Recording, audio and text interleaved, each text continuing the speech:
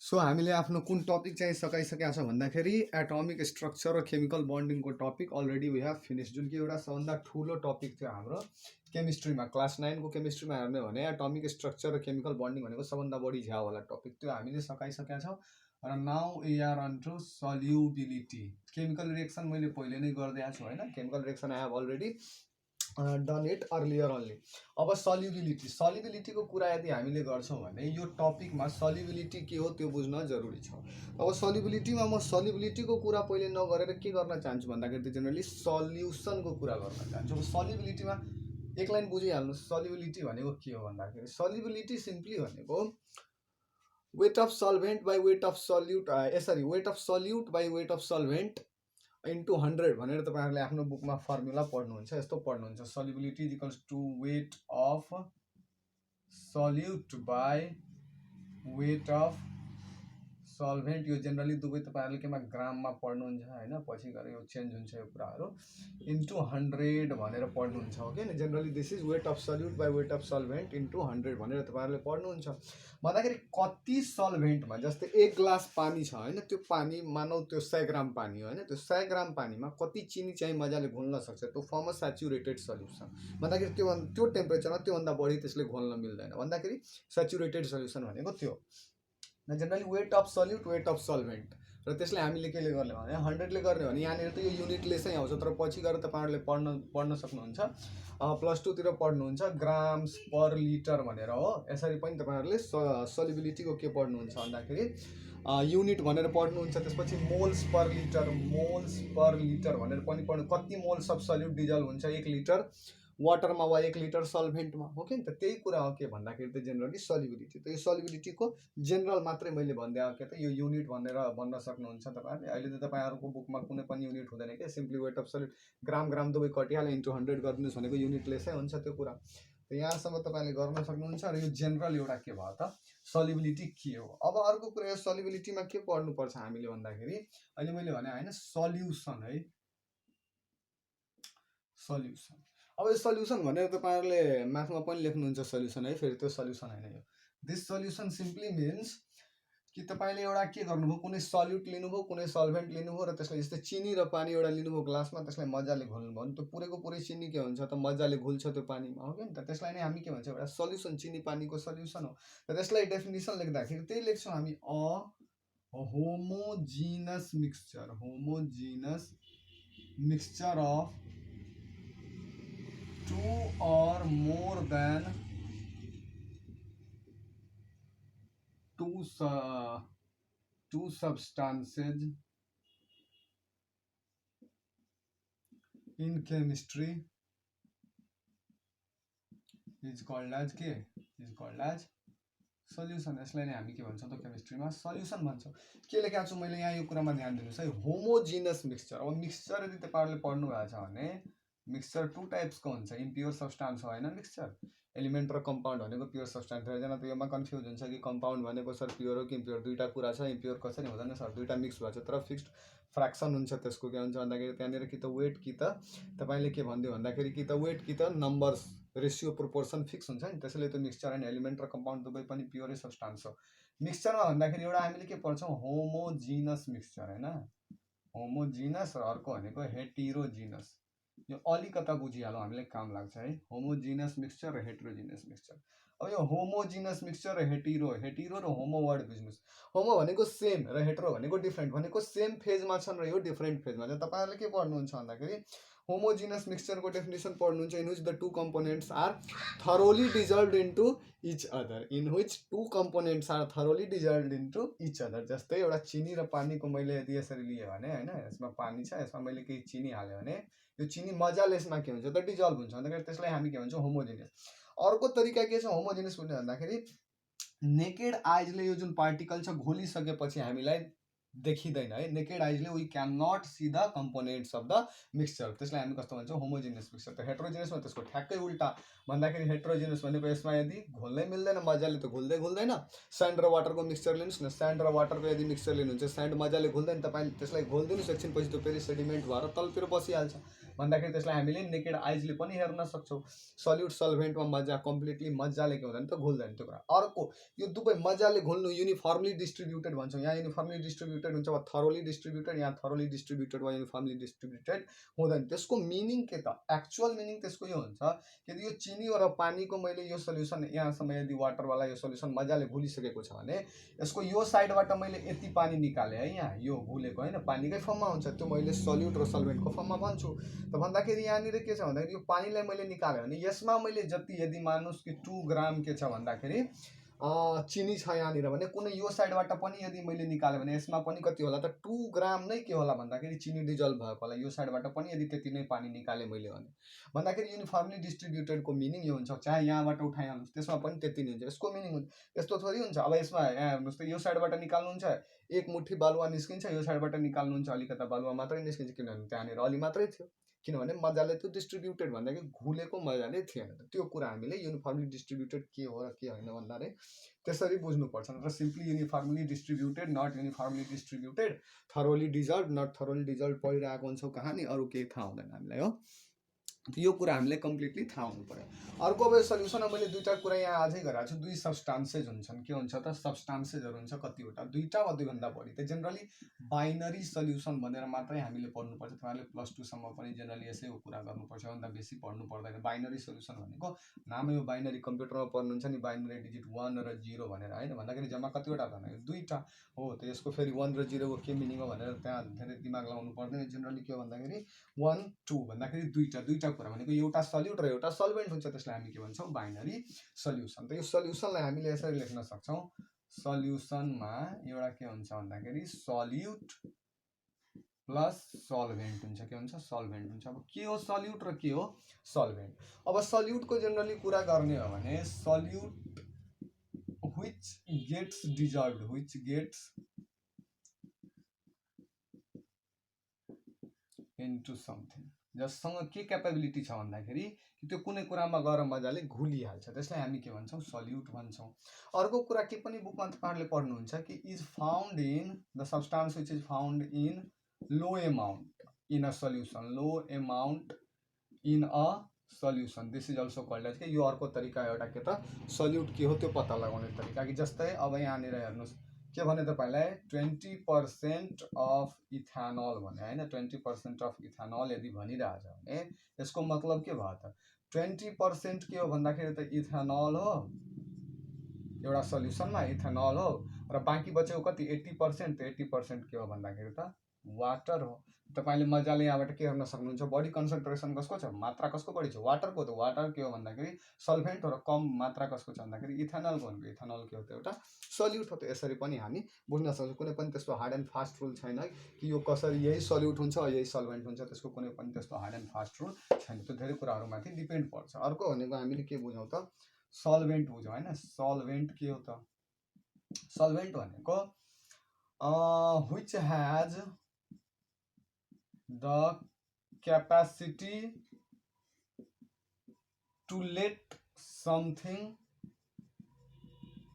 dissolve in it, कुनै पनि कुरालाई आफूभित्र घुल्न दिने होइन, त्यसलाई हामी के भन्छौँ भन्दाखेरि त solvent. which has the capacity to let something get dissolved in it, dissolved in it, यसलाई नै हामी के भन्छौँ त जेनरली सल्भेन्ट भन्छौँ। त यो कुरा भयो तपाईँको solvent which has the capacity to let something get dissolved in it। यो सल्भेन्टको पनि त्यस्तै कहानी। यसको जेनरल हामीले इक्जाम्पल लिन सक्छौँ जस्तै सल्ट, NaCl नुन होइन। अर्को भनेको यसको सल्भेन्टको वाटर लिन सक्छौँ हामी इक्जाम्पल है, वाटर भनेको त युनिभर्सलै सल्भेन्ट हो। त्यही इथानलवाला केसमा जस्तै होइन इथानल। अब यसमा एउटा चेन्ज गरौँ त 80% इथानल भन्दाखेरि यो के हुन्छ त 80% इथानल भनेको यसमा 80% के छ भन्दाखेरि त इथानल छ र 20% के छ वाटर। 80% इथानल, इथाइल अल्कोहल होइन, इथानल एन्ड प्लस 20% वाटर। त यहाँनिर हेर्नुहोस् त वाटर के भइहाल्छ सल्भेन्ट भइहाल्छ, हुन्छ सल्भेन्ट हुँदैन किनभने रिलेटिभली लोअर एमाउन्टमा प्रेजेन्ट छ। त लोअर एमाउन्टमा प्रेजेन्ट छ भने यो के हुन्छ सल्युट हुन्छ र यो के हुन्छ सल्भेन्ट हुन्छ यहाँनिर। त्यसैले यो कुराहरूमाथि यसरी पनि बुझ्नुपर्ने जरुरी हुन्छ। डाइरेक्टली वाटर भन्यो भने वाटर जहिले पनि सल्भेन्टै हुन्छ भन्ने कुरा हुँदैन, तर एउटा युनिभर्सल सल्भेन्ट भनेर भनिन्छ किनभने धेरै कुरालाई आफूभित्र त्यसले के गर्न दिन्छ त डिजल्भ हुन दिन्छ। त्यसैले त्यसलाई हामी के पनि भन्छौँ त एउटा युनिभर्सल सल्भेन्ट भनेर पनि हामीले भन्ने गरेका हुन्छौँ।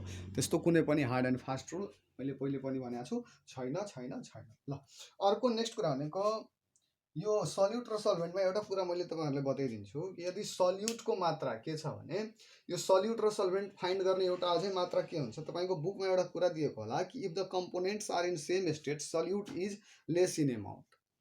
कम्पोनेन्ट यदि के छ भने यदि सेम स्टेटमा छ भने के हुन्छ त solute is less in amount, र in the same state solvent के हुन्छ भन्दाखेरि त मोर हुन्छ। के हुन्छ? मोर हुन्छ। सल्भेन्ट जहिले पनि मोर हुन्छ। अब यसको सिम्पल कसरी बुझ्न सक्नुहुन्छ भने वाटर र तपाईँले कसको जेनरली गर्नुहोस् भन्दा त एउटा चिनी र पानीको घोल बनाउनुहोस् होइन त। त्यो मिक्सचर बनाउँदाखेरि जेनरली चिनी तपाईँले कम हाल्नुहुन्छ भनेको त्यो चिनी पक्कै पनि कसको फर्ममा हुन्छ त? चिनीको फर्ममा हामीलाई देखिन्छ मजाले घोलिसकेपछि पक्कै पनि देखिँदैन। कसको फर्ममा देखिन्छ त? पानीकै फर्ममा देखिन्छ। त्यही हामीलाई अलिकता गुलियो लाग्छ खान, त्यही पानी हो, चिनी पानी शर्बत भन्छ हामी। त भन्दाखेरि त्यो जुन रिलेटिभली लोअर एमाउन्टमा थियो त्यो कसको फर्म लिइहाल्छ भन्दाखेरि जुन कुरा सल्युसनमा कम छ त्यसले अर्को के लिइहाल्छ त फर्म, र अर्को जुन कुरा बढी छ त्यसलाई हामी के भन्छौँ सल्भेन्ट। भन्दाखेरि त्यही पानीकै लिक्विड फर्ममा त आइहाल्यो नि त त्यो पनि, हो कि? त्यसैले हामी के भन्छौँ तपाईँहरूको बुकमा त्यही दिएको छ कि जसले पनि सल्युटको मात्रा जब कम हुन्छ त्यसले के सल्भेन्टको जुन फेज हुन्छ त्यही फेज लिइहाल्छ त्यसले। जस्तै चिनी र पानीमा भएको थियो नि, हो कि? सिम्पली के हो त पानी के हो, पानीको मात्रा बढी चिनीको मात्रा कम भने त्यो चिनी पनि कसको फर्ममा गइहाल्छ? त्यो लिक्विडकै फर्ममा गइहाल्छ। त्यो कुरा तपाईँहरूले ध्यान दिनु होला। अर्को सल्युसनमा सल्युट सल्भेन्ट बुझिसकेपछि अब हामीले जेनरली सल्युसनमा के पढ्नुपर्ने हुन्छ भन्दाखेरि एकैछिन यो मेटौँ म पहिले होइन। सल्युबिलिटीमा यति कुरा बुझिसकेपछि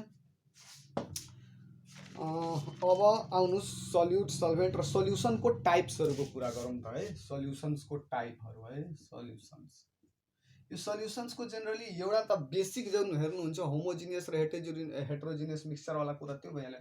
अर्को भनेको सल्युसन्सको यदि कुरा हामी गर्छौँ भने त्यो सल्युसनलाई हामी तीनवटा केसमा के गर्न सक्छौँ, तीनवटा टाइपमा बाँड्न सक्छौँ। एउटा भनेको अनस्याचुरेटेड, स्याचुरेटेड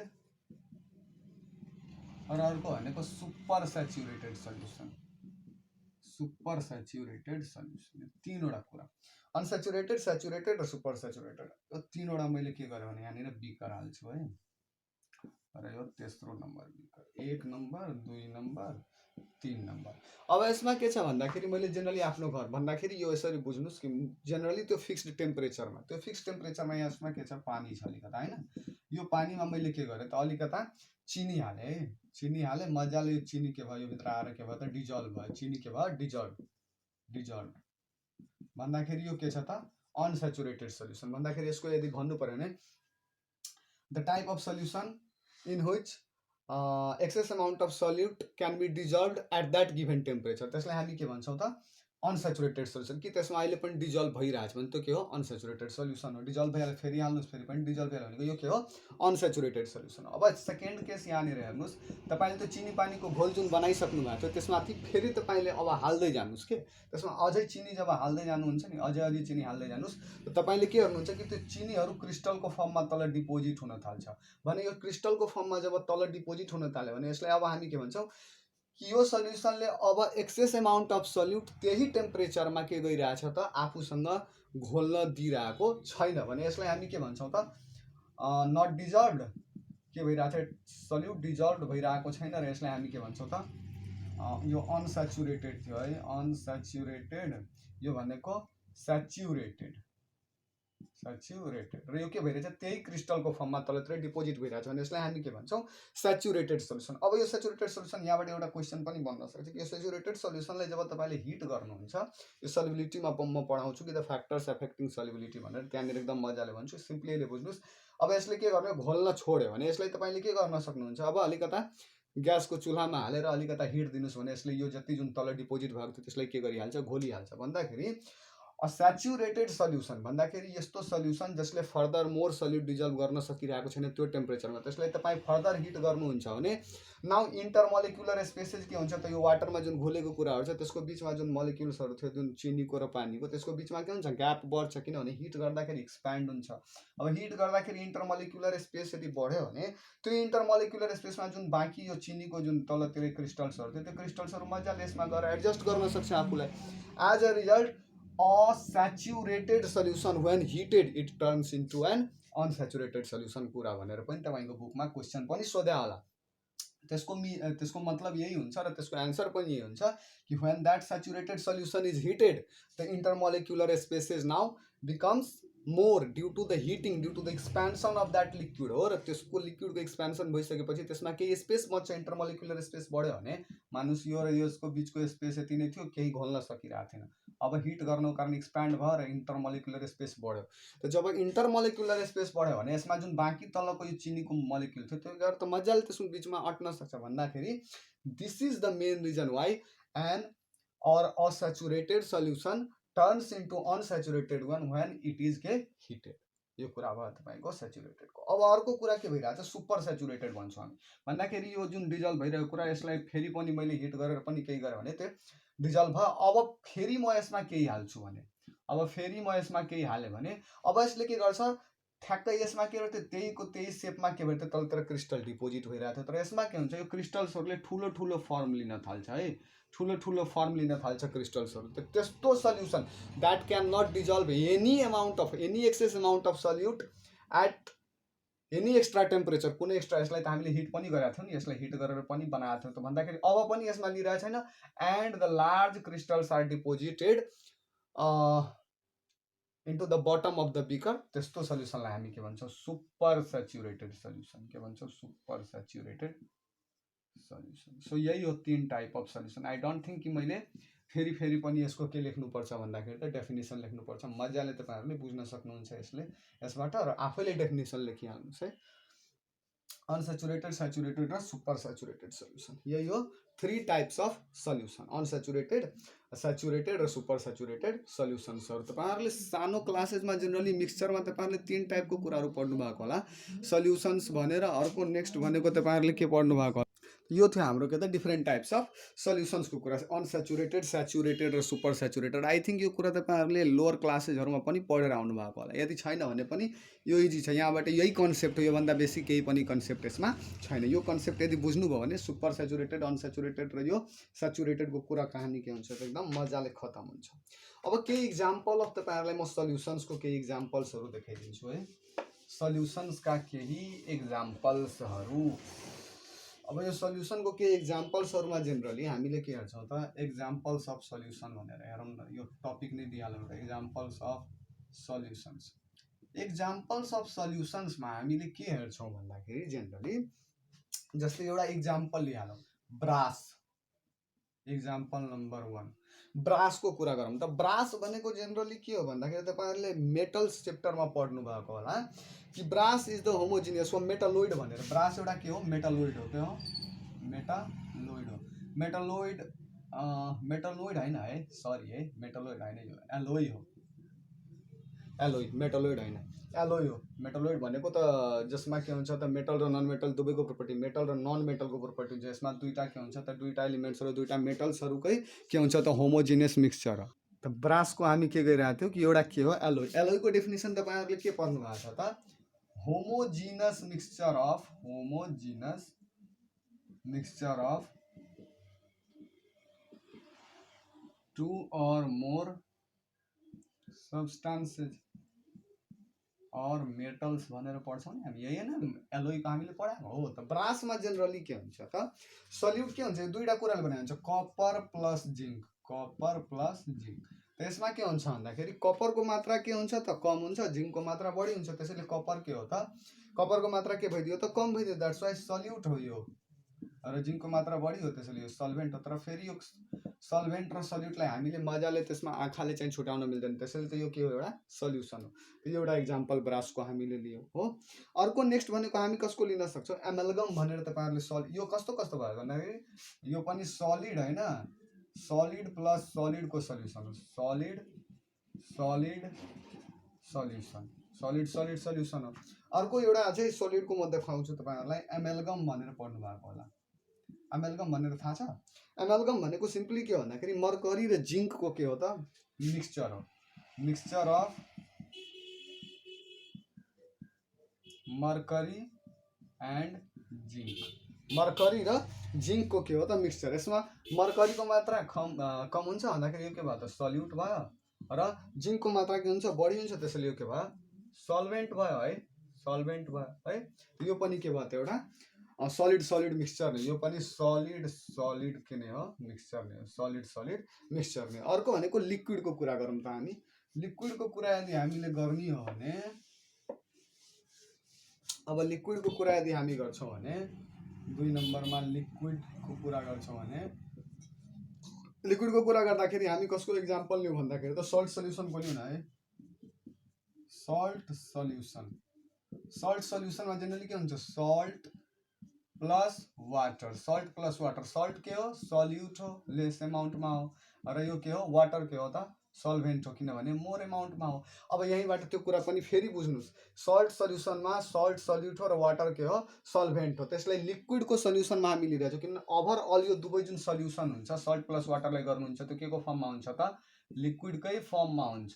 कि त्यो पत्थर जस्तो देखिन्छ, देखिँदैन सलिडको फर्ममा, जहिले पनि के को फर्ममा हुन्छ, लिक्विडको फर्ममा हुन्छ। त salt plus water, salute solvent के हो, लिक्विडको फर्ममा हो भन्दाखेरि यसमा हामी लिक्विड लिन सक्छौँ। किन लिक्विडको फर्ममा देख्यो भने सल्युट के हो त, लेसर एमाउन्टमा जुन सल्ट छ नि त्यो लेसर एमाउन्टमा छ, त त्यसले कसको फर्म लिइहाल्छ भन्दाखेरि वाटरकै फर्म लिइहाल्छ, किनभने जसको बडी मात्रा त्यसकै फर्म, फिजिकल स्टेट त्यसैको हुन्छ।